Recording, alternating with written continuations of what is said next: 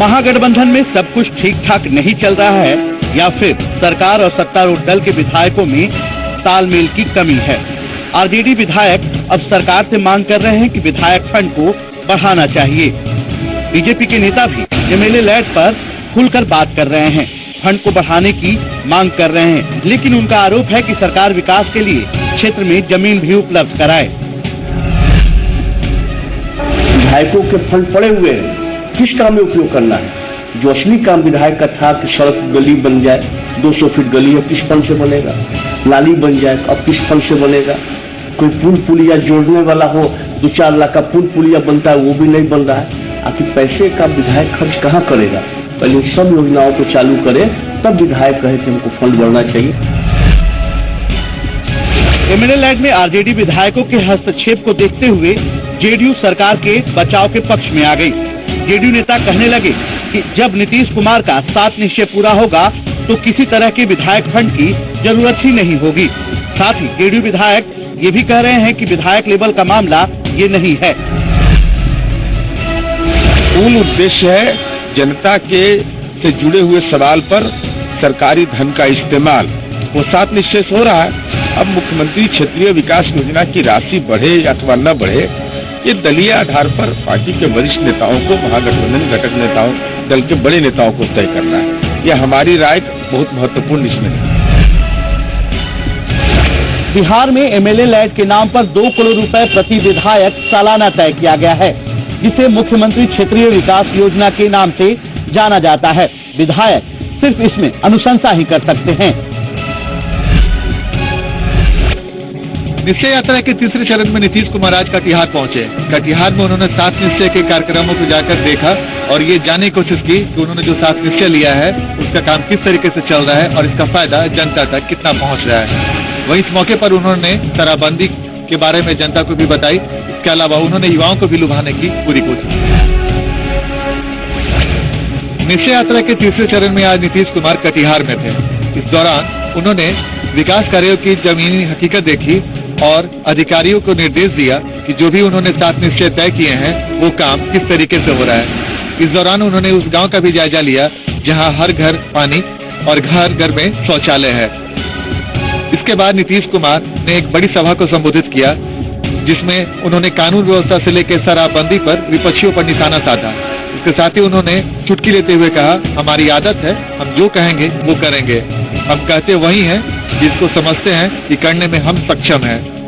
बिहार में शराबबंदी से होने वाले दूध, रसगुल्ला, पेड़ा और गुलाब जामुन की बिक्री के बारे में भी उन्होंने जबरदस्त चुटकी ली और कहा कि शराबबंदी के बाद बिहार में दूध, रसगुल्ला, पेड़ा और गुलाब जामुन की बिक्री बढ़ गई है। साथ ही उन्होंने ये भी कहा कि शराबबंदी से बिहार सरकार को 5,000 करोड़ का नुकसान तो होता है, लेकिन जनता का कई हजार करोड़ भी बचत हो रहा है, जिससे फायदा बिहार की जनता को ही मिलेगा। इस दौरान उन्होंने युवाओं को भी लुभाने की कोशिश की और उन्होंने युवाओं को संबोधित करते हुए कहा कि बिहार के हर कॉलेज में फ्री वाईफाई की सुविधा देगी।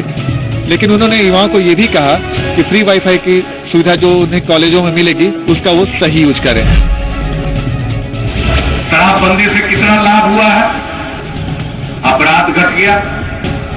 बिहार में 1 अप्रैल 2015 से नवंबर 2015 तक जितने अपराध हुए उसकी तुलना में अप्रैल 2016 से लेकर नवंबर 2016 के बीच में जो अपराध हुए हैं, अपराध के आंकड़े बताते हैं कि अपराध में भारी गिरावट आई।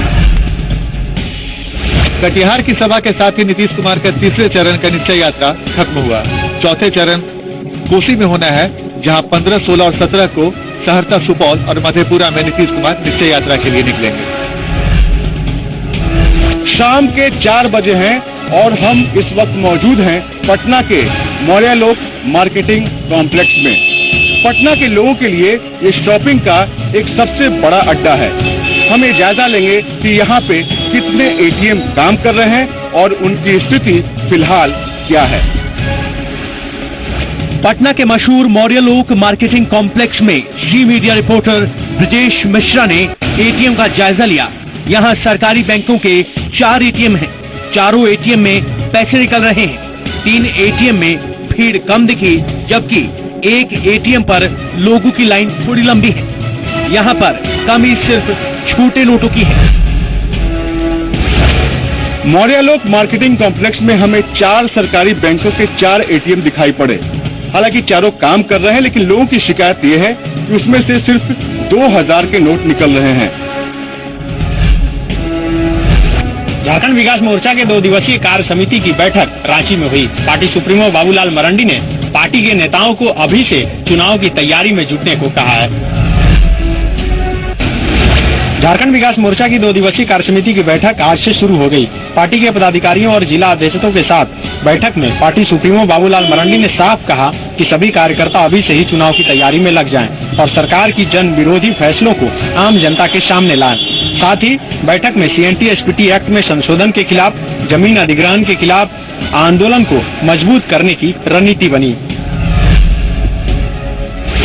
जनता की जो हम सब लोगों के ऊपर जो भरोसा है उसको और हमें मजबूत करना है, उसको हमें और ठीक करना है, ताकि हमारे पास जो 24 महीना को मैं इसलिए बार बार दोहरा रहा हूँ क्योंकि 24 महीना के बाद ही चुनाव की घोषणा हो जाएगी, फिर पार्लियामेंट का चुनाव होगा, फिर आपका विधानसभा का होगा।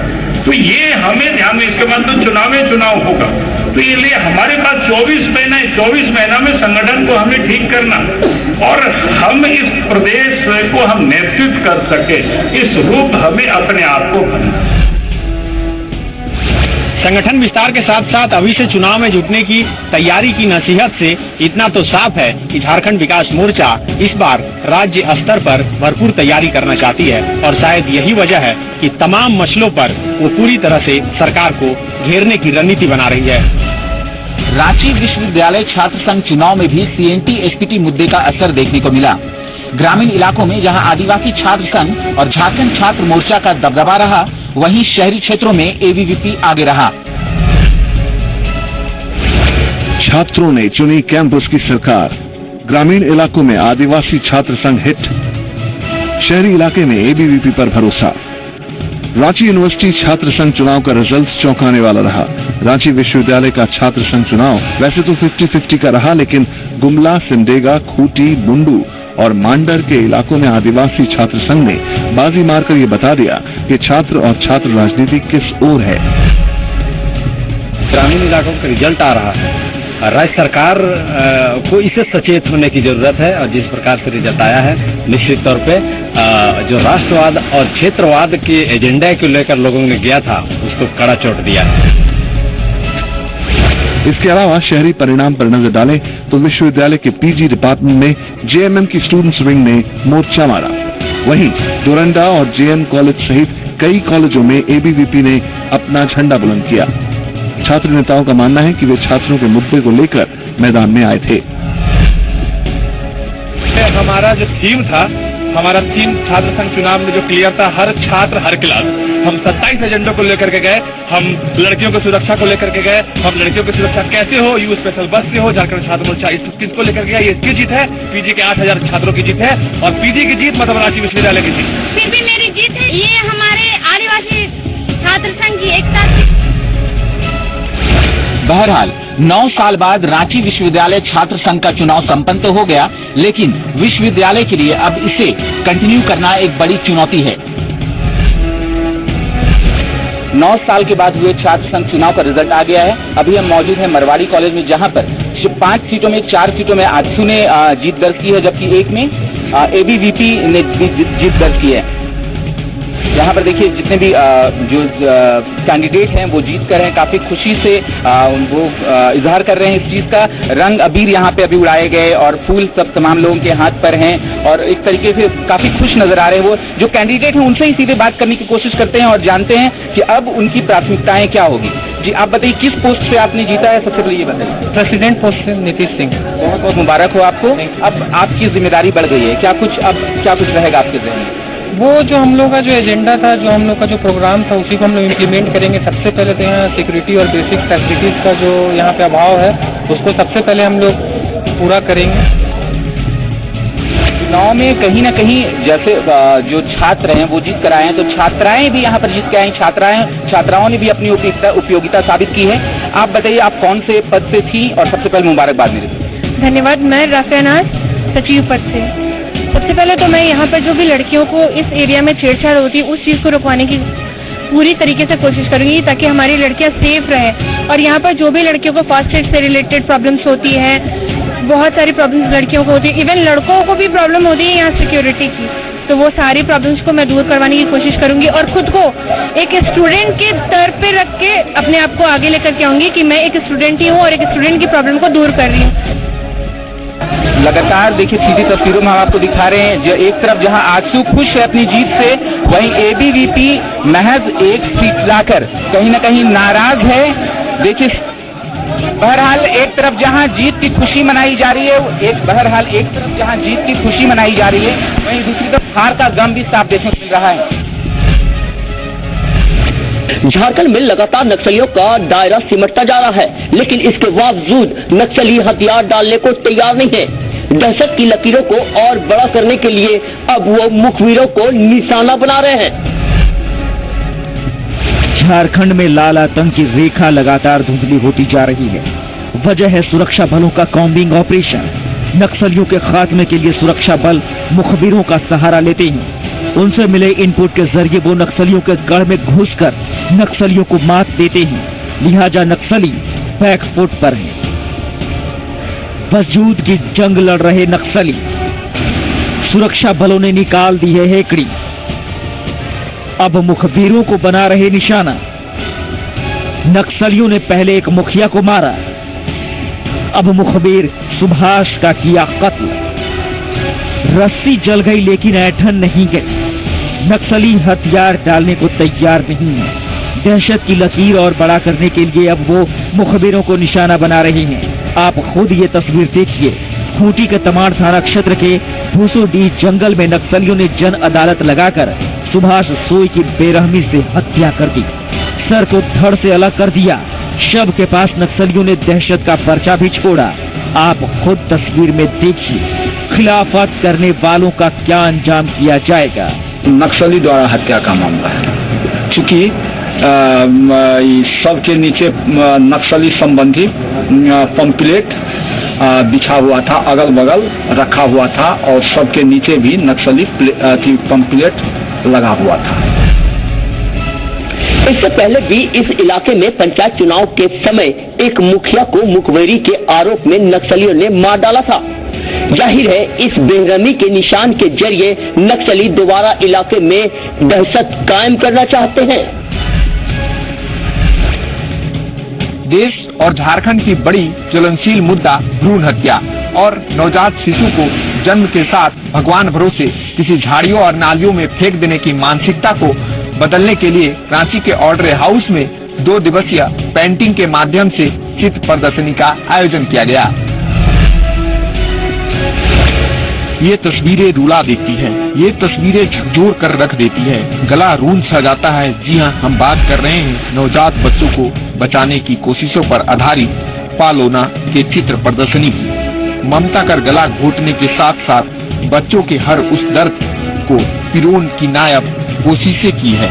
झारखंड के पर्याप्त कलाकारों ने आश्रयणी मीडिया के मुहिम और एप्सोआ और जिला कल्याण के सहयोग से ऑर्डर हाउस के कला दीर्घा में जागरूकता फैलाने हेतु चित्र प्रदर्शनी का आयोजन किया गया है, जिसका उद्घाटन संसदीय कार्य मंत्री सरयू राय और बाल संरक्षण आयोग के अध्यक्ष आरती खिजूर और एप्सोआ के अध्यक्ष पूनम पांडे समेत कई संयुक्त रूप से किया। इतनी सारी घटनाएं, उसका जब आप वो देखेगा, जब वो इतनी सारी पिक्चर्स आप देखेगा उन बच्चों की, रियल बच्चों की, तब आपको समझ में आएगा कि कितना बड़ा अपराध है और आप इसको मतलब आपको एड्रेस करना पड़ेगा। ये हम प्रयास कर रहे हैं सिर्फ सोसाइटी को भी बताने के लिए कि एग्जिस्ट कर रहा है। इस ज्वलंत मुद्दे पर यह देश के इतिहास में पहला मौका है जब अभियान चलाकर नवजात बच्चे को बचाने की कोशिश की जा रही है। पुलिस की दबंगई की वजह से आज एक परिवार बेघर हो गया है। हालात ऐसे हैं कि इस कड़ाके की ठंड में एक परिवार अपनी सुरक्षा के लिए थाने में ही शरण लिए हुए है। धनबाद थाने में डेरा जमाए इस परिवार को पुलिस वालों को घर किराए पर देना महंगा पड़ा। हालांकि पुलिस ने आरोपी राम प्रवेश को जेल भेज दिया है, लेकिन राम प्रवेश के परिजनों ने केस उठाने को लेकर फिर से इन पर सितम ढाना शुरू कर दिया। रास्ते में चलते हैं तो भी हमला करवाता है, घर में भी रहते हैं तो हमला करवाता, यहाँ तक कि हम अपने ससुराल में भी जाते हैं वहाँ भी हमला करवाता। किराएदार बन करके आया था, हमारी माँ के सामने ही वो किराएदार था, हमारी माँ का दिया हुआ एप्लीकेशन है, सारा चीज है। हम लोग को जान का खतरा बना हुआ, यहाँ आते हैं तो कहते हैं कि उससे सुलह कर लो, तुम क्या बिगाड़ लेगे उसका, क्या कर लेगे। बिशुनपुर निवासी कल्पना देवी के यहाँ पुलिस लाइन का चालक राम प्रवेश भाड़े पर रहता था, लेकिन उसकी संपत्ति देख नीयत में खोट आ गया और पुलिस या रौब दिखाकर संपत्ति हड़पने की कोशिश की। राम प्रवेश के परिजनों की धमकी पर पुलिस से मदद मांगी गई, लेकिन पुलिस ने समाधान के बजाय सुलह की सलाह दी। चालक हवलदार है राम प्रवेश ठाकुर उनके साथ, तो उन पर एक मारपीट का केस हुआ है और पहले से भी 1-2 केस बात पेंडिंग है, इसमें पकड़ा गया है। राम प्रवेश ठाकुर जेल चले गए। मामला अजीबोगरीब है। पुलिस विभाग से संबंधित एक व्यक्ति से ही ये पूरा परिवार खौफजदा है। दूसरी तरफ विडंबना ये भी है कि यह पूरा परिवार पुलिस की शरण में है और न्याय की गुहार लगा रहा है। देखना दिलचस्प होगा कि आखिर इस परिवार को कब तक खुले आसमान के नीचे जीवन गुजर बसर करना पड़ता है। जमुई जिले के चकाई और सोनो प्रखंड में हाथियों का आतंक तीसरा दिन भी जारी रहा। हाथियों के उत्पात से आम लोग दहशत में हैं। हाथियों के इस झुंड ने पिछले 2 दिनों में कई घरों को तहस-नहस कर दिया है। टूटे हुए घर और दहशत में लोग, ये तस्वीर जमुई के चकाई इलाके की। यहाँ ना तो लोगों को दिन में सुकून है और ना ही रातों को चैन से वो सो सकते हैं। डर इस कदर हावी है कि कब क्या हो जाए कहना मुश्किल है। उधर से आया तो हम लोग सब गांव वाला बोला कि घर से निकल जाओ ना तो जान पे खतरा हो जाएगा। उधर से आए जैसे ही तो यहाँ पे हम लोग बाहर निकले और दीवार पे मतलब घर पे अटैक कर दिया। दरअसल इनके डर की वजह जंगली हाथियों का एक झुंड है जो झारखंड से जमुई आ पहुंचा है। और हाथियों का झुंड कितने गुस्से में है यह तस्वीर देखकर आप समझ सकते हैं। यहाँ 1-2 नहीं कई गांव हाथियों के आतंक से परेशान हैं। फोन किया आ गया तो हम वन विभाग को भी फोन किए, फोन करके वन विभाग वाला लोग भी आया था, लेकिन इसके पटाखा वगैरह लेकर के हम लोग यहाँ से घुमा तक हाथियों के डर से रात जगकर कटती है और दिन फसलों की रखवाली में। लेकिन सबसे ज्यादा परेशान वो लोग हैं जिन्हें हाथियों के झुंड ने इस कपकपाती ठंड में बेघर कर दिया है। उत्पाती हाथियों के इस दल में करीब 15 हाथी हैं। स्थानीय लोगों ने हाथियों के इस झुंड को भगाने का प्रयास किया है, लेकिन अभी तक कामयाबी नहीं मिली है। बोकारो के लोगों को अब जल्द ही हवाई सफर आसानी से उपलब्ध हो जाएगी। रनवे को बढ़ाने के लिए जिला प्रशासन ने कवायद तेज कर दी है। हालांकि झारखंड के सबसे बड़ी सब्जी मंडी को इसके लिए उजाड़ना होगा। बोकारो स्टील प्लांट से हवाई सेवा जल्द ही शुरू हो जाएगी आम लोगों के लिए, लेकिन बाधा है कि जिला प्रशासन को राज्य की सबसे बड़ी सब्जी मंडी हटानी होगी, जिसका दुकानदार विरोध कर रहे हैं। हम लोग को एकदम उबड़ खाबड़ जमीन में वहाँ पर मैंने हम लोग को भेज रहे हैं। अगर बसाना ही है नया मोड़ में, ठीक है, हम लोग बस स्टैंड में जाने के लिए तैयार हैं, लेकिन जो नया बस स्टैंड बना है जयराम चैंपियन जहाँ से खुलता है, या राज बस का जो बस स्टैंड है जो खत्म हो गया, वहाँ पर हम लोग को बसावे। हाँ, पहले विधायक जी बोले हैं पहले हम लोग उनको वहाँ बनाएंगे और बना के उसके बाद आप लोग नाम से अलॉटमेंट होगा, इसके बाद आप लोग हम पहुँच जाइएगा कि जमीन को हवाई अड्डे के लिए खाली कर। इस तरह से जोड़िएगा मुठिया मजदूर, बहन चालक, रिक्शा चालक, सारे लोगों को मिला करके 10 से 15 हजार परिवार इस पर निर्भर करते हैं। उसको हटाकर, उसको भगाकर और बाजार का हवाई अड्डा का विस्तारीकरण उचित प्रतीत नहीं होता। जिसके स्थानांतरण के लिए सर्वे जारी है। सब कुछ ठीक रहा तो साल भर में लोगों के सपने साकार हो जाएंगे। माननीय मुख्यमंत्री जी का आदेश है कि एक तो ये है कि वो जितने भी वहाँ पे व्यवसाय करता है, जितने भी दुकानें हैं, उन सभी को सरकार के खर्चे पे नए सिरे से एक कंस्ट्रक्शन करके उनको दुकानें आवंटित की जाएंगी। इलेक्ट्रो स्किल और स्किल हब के लिए जाने जाने वाले इस शहर से अगर हवाई सफर की शुरुआत होती है तो न केवल निवेशकों के लिए नई उड़ान होगी बल्कि युवाओं के रोजगार को भी पंख लगने की संभावना है। पहले शादी का वादा, फिर शादी से मुकर जाना, लेकिन इसके बीच कुछ ऐसा हुआ कि दूल्हे राजा को शादी के लिए मारना ही पड़ा। कहानी धनबाद की है। शादी तय हो गई थी, कार्ड बढ़ चुके थे, लेकिन ऐन वक्त पर दूल्हे राजे ने ना कर दिया। फिर क्या था, दुल्हन ने मोर्चा संभाला, वकील की सलाह ली और पहुंच गई थाने। 2004 के होने के बाद ये हमसे शारीरिक संबंध बनाया। पहले बच्चा में हम बोले इनको क्या हमसे शादी कर लीजिए, इसका फैमिली मेरा घर को कंप्लेंट किए। उसके बाद ये लोग कुछ एक्शन नहीं लिया। जब उसके बाद जीत गया, उसके बाद दूसरे बार में भी बोले कि ऐसा मत करो, नहीं तुम अभी ये चीज करेगी हम गाड़ी झुका देंगे, मत जाए। महिला की माने तो उन दोनों के बीच प्रेम संबंध था। दोनों पति पत्नी की ही तरह रहते थे। बाद में शादी भी फिक्स हो गई, लेकिन आखिरी वक्त में दूल्हे के मना करने पर थाने में शिकायत की गई, जिसके बाद थाने के दखल के बाद शादी हो पाई। शादी क्लब तैयार है ना? तैयार होना पड़ेगा। तो दोनों लड़का लड़की के बीच में जो प्रॉब्लम है शादी का, तो वो लोग चाह रहे हैं कि रजिस्ट्री मैरिज में फर्स्ट हाफ में वो अप्लाई किया जाएगा तभी हो पाएगा। तो इंस्टेंट अभी तत्काल हमारा कागज यही बन सकता है कि हम डिक्लेरेशन ऑफ मैरिज का पेपर बना लें फोटो के साथ में, और उससे पहले हम मंदिर में शादी कर लें और उसका रसीद हम मंगवा लें। फिलहाल दोनों की शादी मंदिर में की गई, बाद में शादी की रजिस्ट्री भी करा दी जाएगी। इन लोगों का दोनों का प्रेम प्रसंग चल रहा था, लेकिन लड़का भी बोल रहा था कि 1 महीना का समय दीजिए। हम बोले जब इतना दिन से तो लोग चल रहा है तो कहे शादी नहीं करें, शादी कर लो, उसके बाद तो रजिस्ट्री मैरिज कर लेना।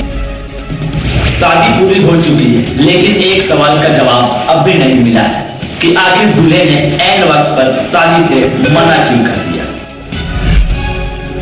राजधानी पटना में ठंड लगातार बढ़ते जा रही है। अगर आज की बात करें तो आज न्यूनतम तापमान राजधानी का लगभग 10 डिग्री सेल्सियस रहा। हम आपको रैन बसेरे की स्थितियों को दिखाने के लिए यहाँ पहुंचे हैं। रैन बसेरे में हम आपको दिखाएंगे फिलहाल जो सरकार की ओर से जो लोगों के लिए जिनके पास रात बिताने के लिए छत नहीं है, उन लोगों के लिए रैन बसेरे की यहाँ व्यवस्था की गई है। लेकिन रैन बसेरे की जो स्थिति है वो काफी दयनीय है। यहाँ पे आप देख सकते हैं किसी प्रकार की कंबल की व्यवस्था नहीं है। जो लोग सोए हैं वो लोग नीचे जमीन पे दरी बिछा करके और उसके नीचे जो कूट का जो कार्टून का जो कूट होता है उसको बिछा करके लोग यहाँ पे रात बिता रहे हैं। हम आपको बाहर का भी रैन बसेरे के बाहर का भी दृश्य दिखाएंगे, जहाँ पे लोग बाहर में हैं और लोग आग ताप रहे हैं, खाना बना रहे हैं। लगातार लोग जो ठंड जो बढ़ गई है उससे बचने की कोशिश कर रहे हैं। लोग हमारे साथ लोग हैं, उन लोगों से बात भी करेंगे जो लोग कुछ लोग यहाँ पे आग ताप रहे हैं। ये बताइए कि यहाँ पे क्या परेशानी है और जो आप लोग अलाव जो ताप रहे हैं क्या इसकी व्यवस्था सरकार की ओर से की गई? आग सर तो अभी आज लकड़ी गिराया है, लेकिन अभी सर हम लोग का बड़ बिछाना का बहुत दिकदारी है और बिजली का भी दिकदारी है और पानी लाइटिंग का सबका भी हम लोग का दिकदारी है। बिल्कुल लोगों को परेशानी है चूंकि रैन बसेरा है, लेकिन रैन बसेरे की जो स्थिति होनी चाहिए, जो व्यवस्था यहाँ होनी चाहिए सरकार की ओर से, वो व्यवस्था नहीं दिख रही है। और भी लोग हैं, उनसे भी बात करेंगे। बताइए कि क्या दिक्कत है यहाँ? और यहाँ जो है से सरकारी फंड से कल कराया चापाकल और 2 दिन के बाद खराब होती है। उसका कोई अभी तक के कोई खोज खबर नहीं है, जबकि हम लोग बाहर से पानी लेकर के खाना बना रहे हैं, बाहर नहाना धोना, लेट्रिन बाथरूम सब बाहर।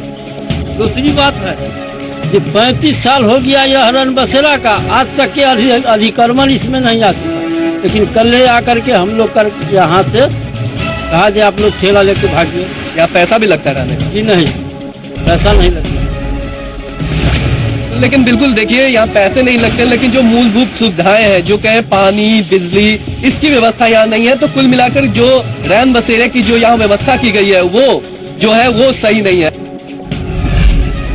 जिस शख्स से आपकी हम मुलाकात कराने जा रहे हैं वो हर दिल के बेहद करीब है। जी हम बात कर रहे हैं शाकालाका बूम बूम, कोई है शक्तिमान, घबराल विकराल जैसे मशहूर सीरियल में काम करने वाले के गोस्वामी, और इनके बारे में हम बता दें कि ये बिहार के मुजफ्फरपुर से। आपका स्वागत है जी मीडिया में। ये बताइए कि बिहार में फिल्म फेस्टिवल की आज से शुरुआत हो रही है पटना में, इस तरह के फिल्म फेस्टिवल से क्या सोचते हैं, क्या किस तरह का माहौल बनेगा? सबसे पहले भारत के नंबर 1 न्यूज चैनल जी न्यूज के सभी दर्शकों को के गोस्वामी का प्यार भरा नमस्कार। और ये जो बिहार फिल्म फेस्टिवल हो रहा है, इस संदर्भ में मैं आया हूँ। मुझे भारत के कई राज्यों में बुलाया गया है, कई जगह मुझे सम्मानित किया गया, अवार्ड मिला, लेकिन आज जो मुझे खुशी पटना आकर पटना फिल्म फेस्टिवल में हो रही है, ऐसी खुशी इसके पहले कभी नहीं हुई थी, क्योंकि ये मेरा जन्मधरती है और मैं मेरे गांव में सम्मानित होऊंगा, मुझे बहुत खुशी होगी। फिल्म कर रहे हैं जिसमें बाल मजदूर और अनाथ आश्रम में जिस तरह बच्चों के साथ दुर्व्यवहार होता है उसके ऊपर है। फिल्म का नाम है बिल्लू स्टार, वो जल्दी रिलीज हो जाएगी, आप लोग देखेंगे। और एक बाबरी मस्जिद फिल्म आ रही है, और भी कई फिल्में आ रही है, लगातार आती रहेंगी। बट फिल्म हम लोग करते रहते हैं एंटरटेनमेंट के लिए, लोगों के लिए काम करते रहते हैं। बट ये जो काम आज जो हम जिस काम से आए हैं, ये काम एक बहुत ही सराहनीय काम है, क्योंकि बिहार के लोगों को जब मैं भी स्ट्रगल करने मुंबई गया था तो जो कठिनाइयों का सामना मुझे मुंबई में करना पड़ा था, जिस तरह से जितनी स्ट्रगल हमने की है, अब यहाँ पर ये film festival, Patna film festival होने की वजह से वो स्ट्रगल कम हो जाएगा। यहाँ के लोगों के लिए बहुत सारी शाखाएं खुल जाएंगी। मेरा अभी जो चल रहा है गुटुरगु, उसमें आइए आप और हम सब मिलकर करते हैं। रेडी, 1 2 3 गुटुरगु गुटुरगु। चलिए, हमारे साथ थे मशहूर एक्टर के गोस्वामी।